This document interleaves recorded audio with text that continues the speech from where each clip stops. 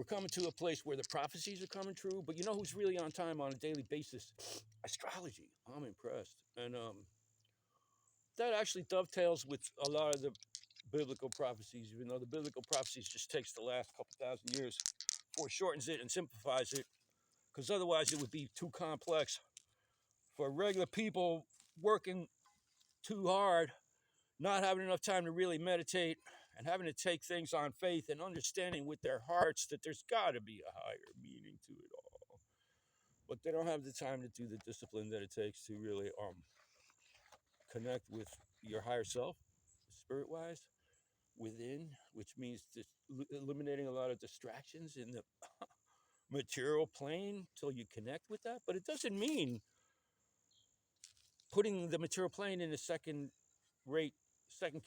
category of, it's the material plane is the fruit of spirit, and it's complicated because it's so fine-tuned, detailed. We have exquisite livingness and artistic expression all the way down to the subatomic, but the various forms of life as it's coming out. And we have this amazing confluence of material world understanding in science, minute, hard-nosed material understanding. And at the same time, we have all these spirit schools putting up their best information, their best wisdoms. And I want to tell you, astrology's calling it that all these things are coming together. The Aquarius prophecy says a lot of things about the age of Aquarius, how cool that's going to be, different ways, all this and that. But one of the things it says that is, it's not really advertised so much, but I know that it's part of it, is that it's meant to be full disclosure to everyone about everything, so they understand their situation and they understand the situation. This is why I say it dovetails with the Jehovah heaven on earth thing and the judgment day thing. Once you understand the situation, you're in a good place to judge yourself.